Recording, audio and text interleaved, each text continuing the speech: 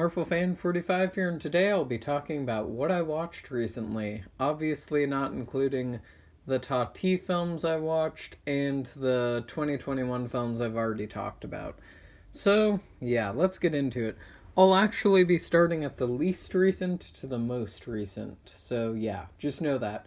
Because we're starting a month ago, because I haven't reviewed a lot on this channel. Okay, let's just get into it.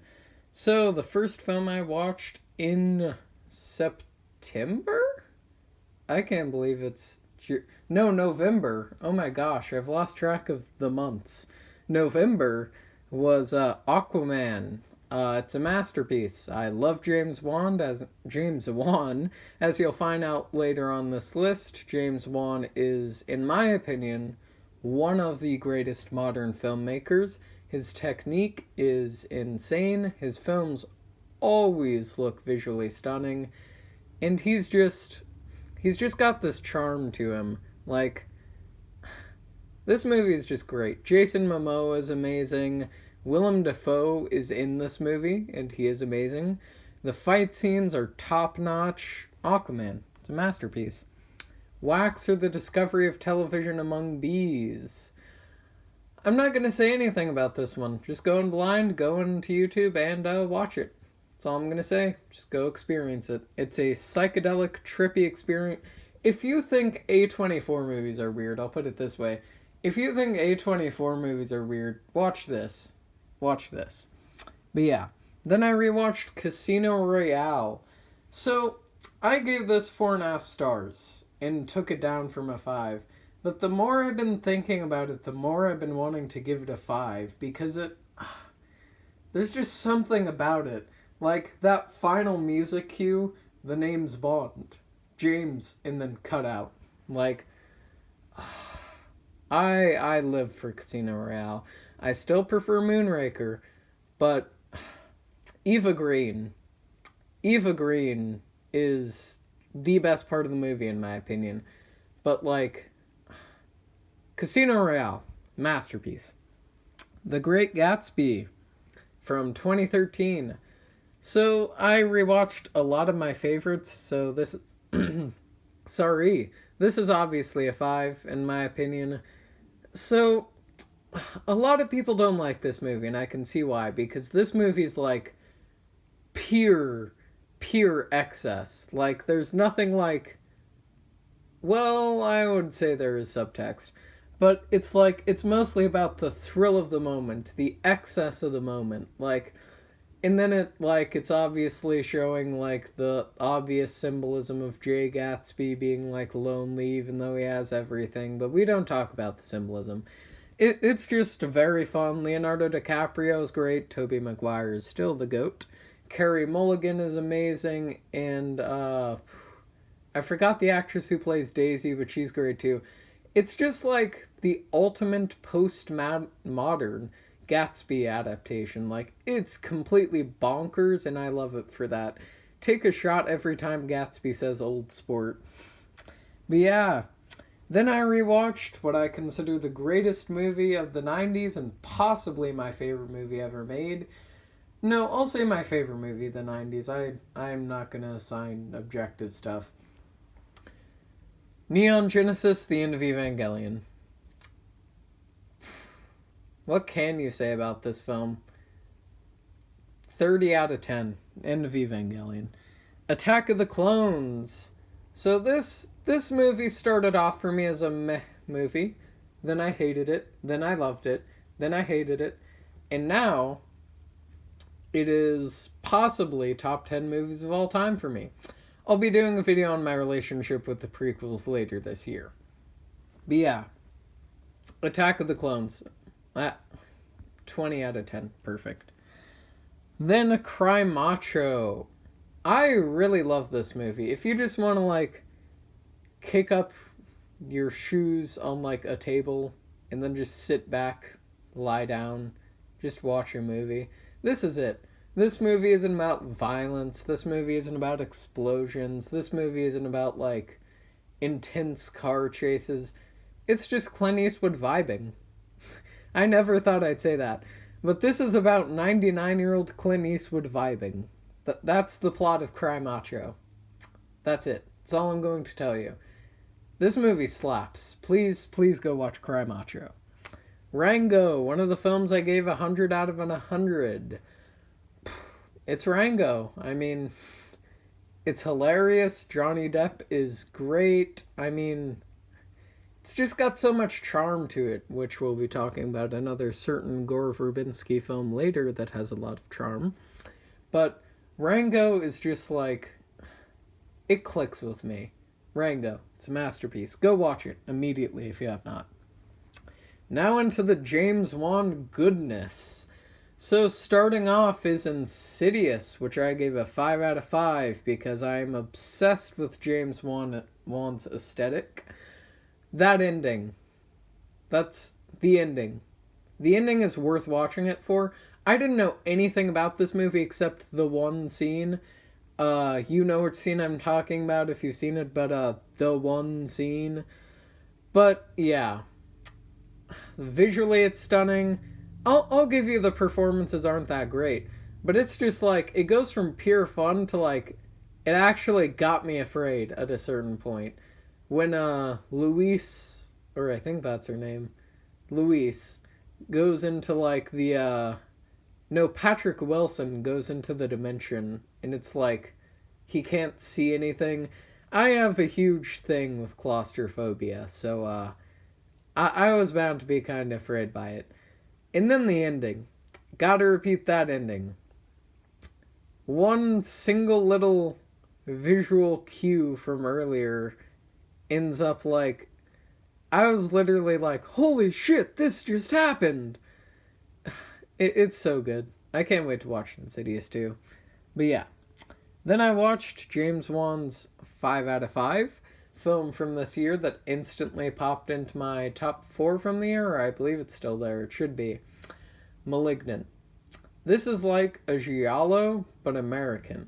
So it's not as colorful or as cool, obviously, because he's never going to reach the levels of Inferno or Phenomena. But it's just pure fun. The ending twist is so dumb, like a giallo, but it's just pure fun. Like, you're just there to watch crazy shit happen. Like, it's just fun. Like, I literally have nothing wrong with this movie. Like, visually it's stunning, and the kills, oh my gosh. So I heard the kills were brutal, but I didn't know they were going to be that brutal, because it starts off like pretty tame with the kills. Like, they're bloody, but like you don't see a lot of them. And then the twist happens. And then, like, without exaggeration, limbs are flying, people are getting like their necks snapped. The scene in the police station is comedy gold. And also unironically amazing. Malignant slaps. Go watch Malignant immediately. Like, and that ending twist by the hospital bed, great. Malignant. Venom, Let There Be Carnage. I actually really liked this movie. Really loved Woody Harrelson. Tom Hardy was it was a gay rom-com.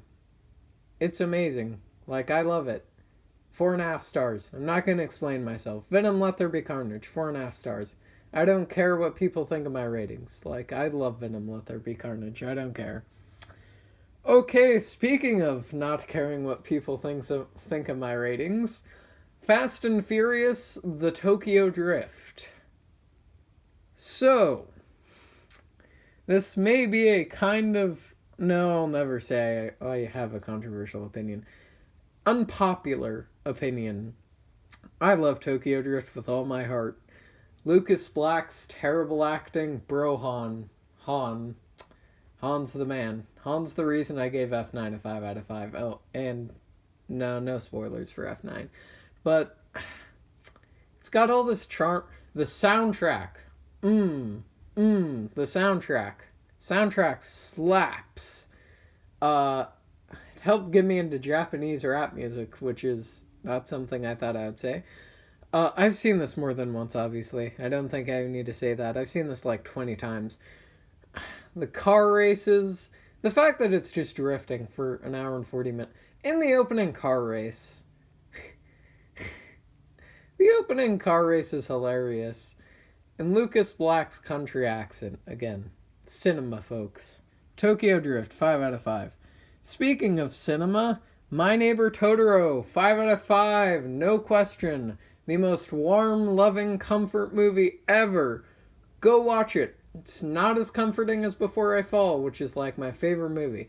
But I've said that about a lot of movies. I think that's growing repetitive by this point. But yeah, My Neighbor Totoro. Not my favorite Ghibli, but it's in my favorite movies. I love My Neighbor Totoro that much. I watched it when I was sick once, and I felt my heart healing. I felt so warm. I love My Neighbor Totoro. If you want a warm blanket, go watch My Neighbor Totoro. But yeah. Okay, now I have to talk about something I dislike. This is my least favorite part of doing YouTube. So, I do not like a certain 2018 film directed by Alfonso Cuarón called Roma. First few minutes are great, everything else I almost fell asleep during. I just found it to be I saw this in a review and it all clicked. It's just like a Béla Tarr movie, but without all the interesting charm and subtext that he has. I won't deny this film has subtext. I'm just not interested at all in what it is. I watched Santanago last year. Satanago. I'm just gonna call it Satanago last year. And it's 7 hours long, incredibly slow. The opening tracking shot is literally 10 minutes. And I kid you not, 10 minutes. Straight. Of cows. Just walking. And that's it. And it is one of the greatest things I've ever seen. And Roma is literally just people living. And yet, that does not manage to be as interesting as a couple of cows moving in the Hungarian countryside, I believe. That and Santanago actually has an interesting plot and interesting characters and an interesting story. I don't think Alfonso Cuarón thought about that when he made this. But yeah, Roma. Such a disappointment on rewatch. I did not like it first watch, but I didn't hate it. But where's the guy who made Gravity? Bring him back. I'm mixed on Children of Men because certain things I'll discuss in a future video. But I'm mixed on Children of Men. I don't think it's a masterpiece like everyone else. But Gravity, I want the guy who made that back. Bring him back. Sorry for the minute-long rant on Roma. It's so nice to just be on YouTube sometimes, where I can rant for a minute about a random foreign movie I didn't like, and then a random Go watch Santanago. Go watch Santanago. Go watch that. Go watch a Béla Tarr film. But yeah. Now on to a film I love with every single fiber of my being. Harmony Korine's masterpiece. Spring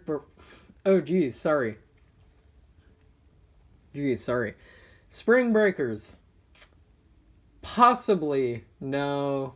Nearly. No. Okay. I would say it's tied for my favorite film of the decade. That opening montage alone is better than half the films that came out in the decade. And I'm fully willing to say that. Spring Breakers is just the best. Selena Gomez in her best role. James Franco doing and saying things you would not assume James Franco would say. James Franco isn't even James Franco in this movie. That's how good this movie is. James Franco is Alien. There is no James Franco here. He is Alien. I can quote, every single line he says. This isn't a bed. This is an art piece. This is the USS Enterprise up in this motherfucker. And then of course I got all this shit. I got all this shit. Look at my shit. I got all this shit. It's so vulgar and just willing to go places other movies would never go. And it's so visually stunning. And Britney Spears every time. I will never see it in the same way again. I will say this without a hint of irony. The Every Time montage is possibly my favorite thing to come out of the decade. Just that montage alone. Like, I can literally quote the lines from that scene, like, by heart. Play us something sweet. Well, this is the sweetest thing I can think of from an angel, if there ever was one, who came down onto this earth. A little woman named Miss Britney Spears. Spring Breakers. I'm going to stop it there so I don't gush. But yeah, Spring Breakers. That's a top 10 or 2. Halloween Kills. I'm going to save my thoughts for review. I'll hold off on that one. The Shining. Masterpiece. Don't think I need to explain further. Okay, and then I did a double feature with This Is the End and 22 Jump Street with my friend the Legally Blind critic. What is up with my words today? Go follow him first off. Please follow the Legally Blind critic. He's on Letterboxd. He's on YouTube. Follow him either way. So, I really should have had some water before I did this. So, I really should have. But yeah. This Is the End and 22 Jump Street. This Is the End is really, really, really good. It's very funny. Craig Robinson kind of carries the movie. James Franco's great. Seth Rogen is great. Jonah Hill's possession is like the funniest thing on earth. And then the ending. Welcome to heaven, motherfuckers. This is the end. I really love it. I think it's really good. 22 Jump Street. Masterpiece. I'll just come right now and say it. 21 Jump Street, it's really good, but 22 Jump Street is like... 22 Jump Street, I can't believe I'm saying this, since I literally just watched it for the first time a few days ago. 22 Jump Street is literally like 1,000 times better than 21 Jump Street. As funny as that movie is, 22 Jump Street just has so... The certain twist, I'm not going to spoil it, but the twist that happens about halfway through involving Jonah Hill's character is that literally caused me to like break out into a fit of laughter. Like, it's so good. Ice Cube is amazing. I want to say something about the twist, but just go watch the movie. Like, that twist alone makes it worthy of a 5 out of 5. But then there are all the other good jokes, like the bit where they're having the shootout and then the person, because I can't spoil it, goes, "Why is no one getting shot? This is no fun." And then someone gets shot, and then she goes, "Oh yeah, like totally, you actually just got shot." Like, 22 Jump Street is amazing for lines like that. But yeah, then, this is the more recent stuff I watched. So, The Merry Skeleton, a 1-minute short by Louis Lumiere. Pretty good. The Infernal Cauldron. Actually kind of scary. 1800s movie. We'll be talking about that in my top 10 of the 1800s. And Pillar of Fire. Top 50 movie for me. Pillar of Fire is... George Méliès was making some great stuff. But yeah. Now we'll be talking about the final film I watched recently that I love with literally every ounce of my being. I had a current family tragedy recently. I'm not going to say what it was. And I just wanted to like escape for a minute and have some fun, wild adventure. So I turned on Gore Verbinski's Pirates of the Caribbean, Curse of the Black Pearl. This movie just makes me happy. That's all I have to say. Orlando Bloom is great. 5 out of 5. This is a perfect movie. So yeah, that's the end of the video. Stay safe and have a good day.